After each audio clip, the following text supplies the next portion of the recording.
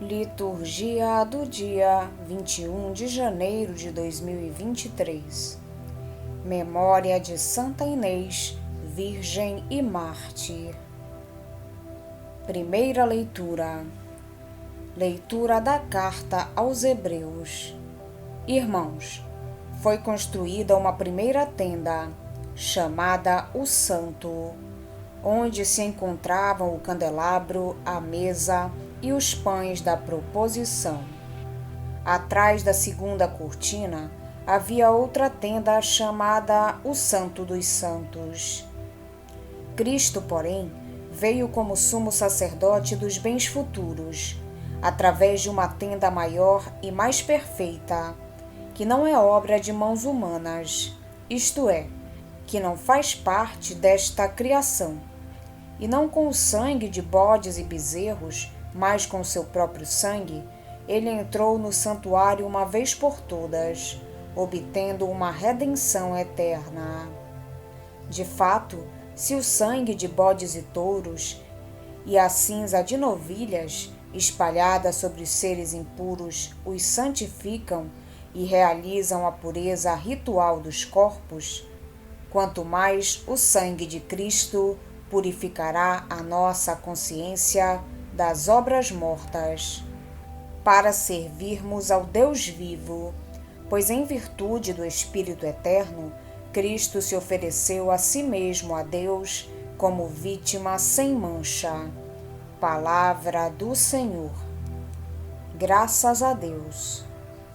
Salmo responsorial é o de número 46. Por entre aclamações Deus se levou, o Senhor subiu ao toque da trombeta, o Senhor subiu ao toque da trombeta.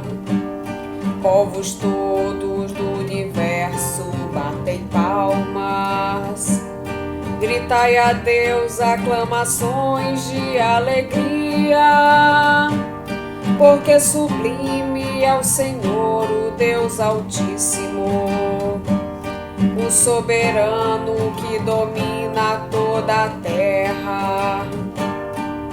Por entre aclamações Deus se levou, o Senhor subiu ao toque da trombeta, o Senhor subiu ao toque da trombeta. Por entre aclamações Deus se levou, o Senhor subiu ao toque da trombeta. Salmodiai ao nosso Deus ao som da harpa, salmodiai ao som da harpa ao nosso Rei. Por entre aclamações Deus se levou, o Senhor subiu ao toque da trombeta, o Senhor subiu ao toque da trombeta. Porque Deus é o grande Rei de toda a terra. Ao som da harpa acompanhai os seus louvores.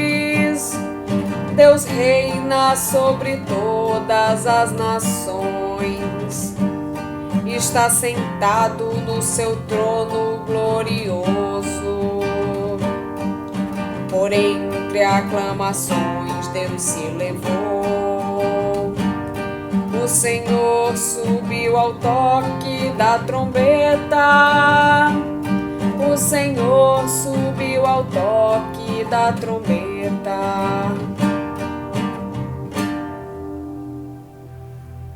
Evangelho de Jesus Cristo, segundo São Marcos. Naquele tempo, Jesus voltou para casa com os discípulos.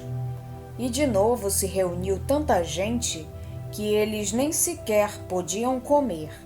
Quando souberam disso, os parentes de Jesus saíram para agarrá-lo, porque diziam que estava fora de si. Palavra da salvação. Glória a vós, Senhor. O autor da carta aos Hebreus continua a falar do sacerdócio de Cristo, da sua capacidade de ser intermediário entre Deus e os homens, e entre os homens e Deus. A mediação de Cristo não se realiza como no Antigo Testamento, ou seja, penetrando num lugar material, no Santo dos Santos, onde o sumo sacerdote podia entrar apenas uma vez por ano. Com Jesus, tudo muda. O culto exterior torna-se interior, porque Cristo entra uma vez para sempre no santuário do céu, oferecendo o seu corpo santíssimo como oferenda viva e agradável a Deus, alcançando-nos pelo seu sangue a salvação. Esse sangue é o preço do sacrifício perfeito e que também nós participamos. Animado pelo Espírito, Jesus ofereceu-se ao Pai, dando-nos a possibilidade de também nós entrarmos na festa do dom recíproco entre o Pai, o Filho e o Espírito Santo. O novo culto não é um conjunto de ritos exteriores, mas um movimento festivo de honra prestada e recebida entre as pessoas da Santíssima Trindade. Em Jesus, realizou-se o que era impossível aos sacerdotes da antiga aliança. Por isso, Jesus é chamado Pontífice dos bens futuros, da cidade futura, da herança eterna prometida.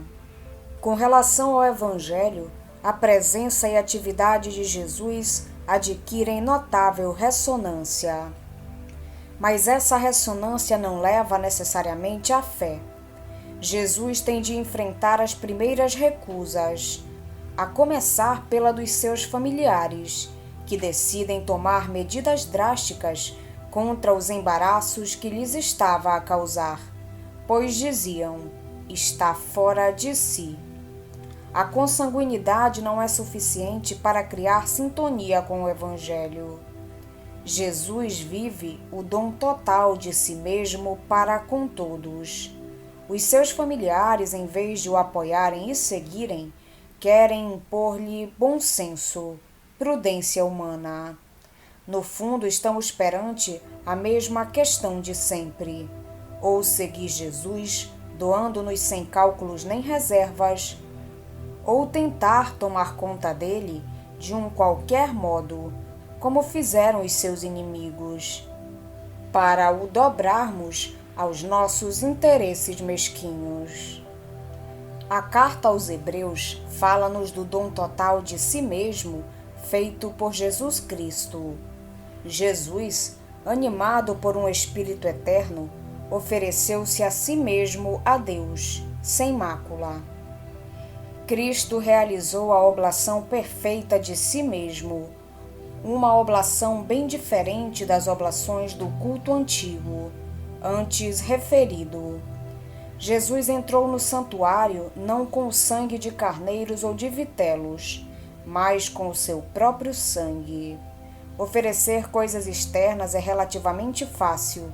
Oferecer a si mesmo é mais difícil. Jesus mostrou-nos este caminho, não ofertas externas, mas ofertas pessoais. Oferecer a si mesmo, pôr-se à disposição do amor de Deus para o serviço dos irmãos e das irmãs, até o ponto de pôr em perigo a própria vida, se for necessário. Jesus pôde fazer esta oferta pessoal perfeita, porque não tinha qualquer mancha. Era imaculado, perfeitamente íntegro.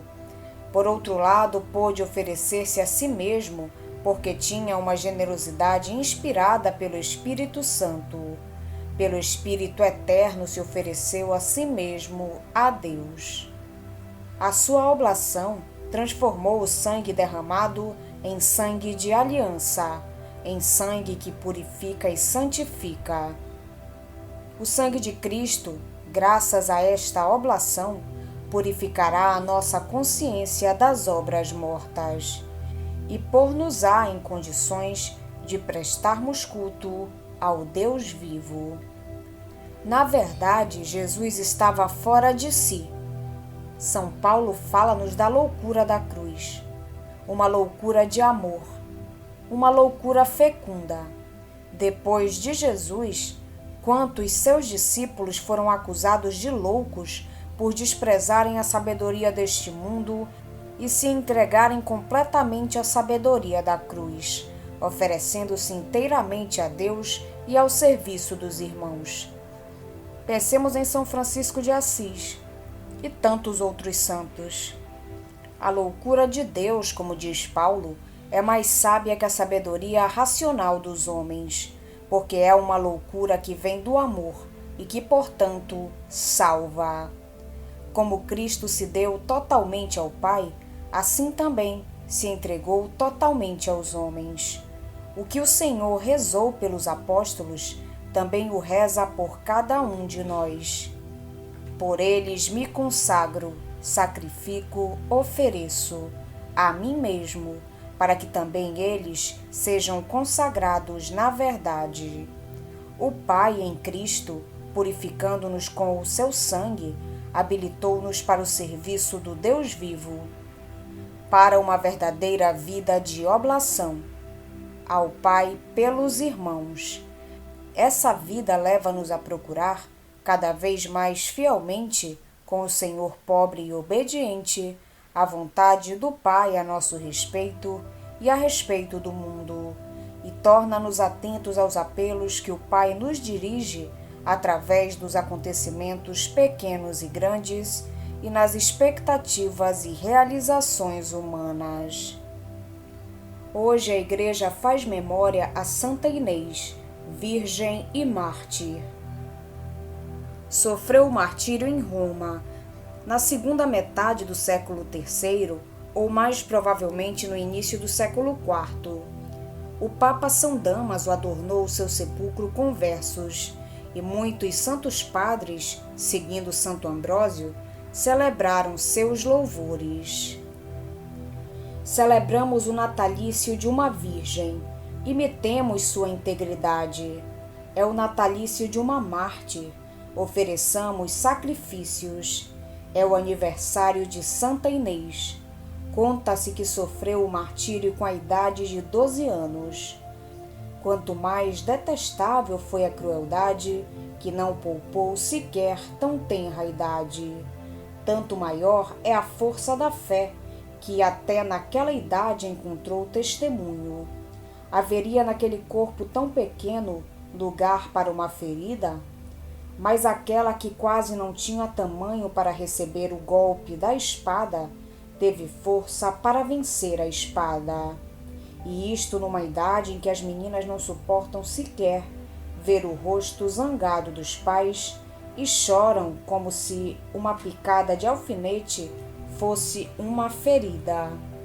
Mas ela permaneceu impávida entre as mãos ensanguentadas dos carrascos, imóvel perante o arrastar estridente dos pesados grilhões.